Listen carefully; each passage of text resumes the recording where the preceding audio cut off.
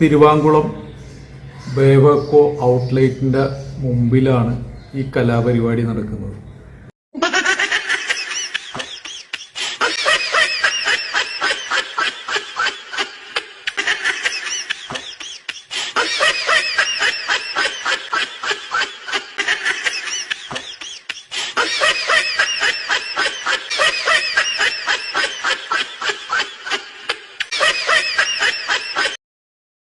കാണിച്ചു കൂട്ടുന്ന കാര്യങ്ങളാണ്. കുറച്ചു നേരമൊക്കെ ആളുകൾ കണ്ടു നിൽക്കുകയും അത് സാധാരണഗതിയിൽ വെയിൽ മൂക്കുമ്പോഴാണ് ആളുകളുടെ സമനില തെറ്റി. ഇത് ആള് ചിലപ്പോൾ മദ്യപിച്ചിട്ടുണ്ടാകാം, മദ്യപിച്ച് ലക്ക് ഇട്ടിട്ട് തടയാനൊക്കെ ശ്രമിക്കുകയൊക്കെ ചെയ്തു.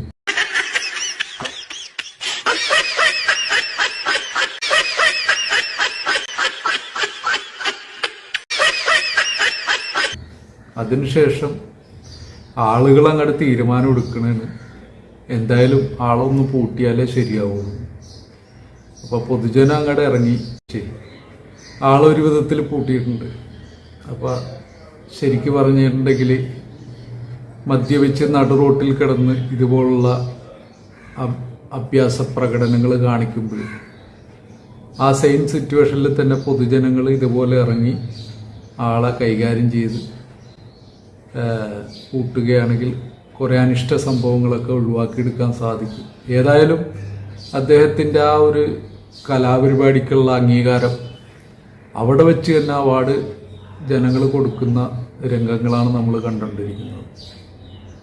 ഏതായാലും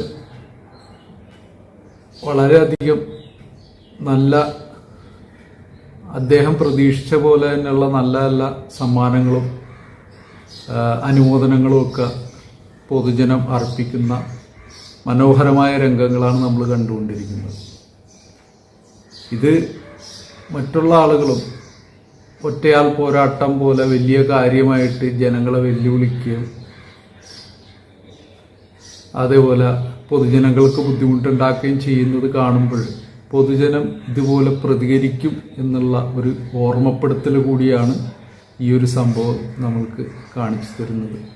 ഏതായാലും സോഷ്യൽ മീഡിയയിൽ ഇന്ന് മൊത്തം ഇതുമായിട്ടുള്ള ചർച്ചകളായിരിക്കും. അദ്ദേഹത്തിന് വേണ്ട അവാർഡും അനുമോദനങ്ങളൊക്കെ കഴിഞ്ഞ്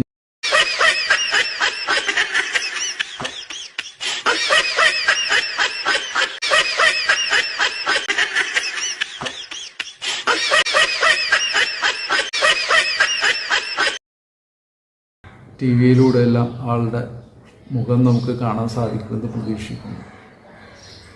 ഓക്കെ, താങ്ക് യു ഓൾ.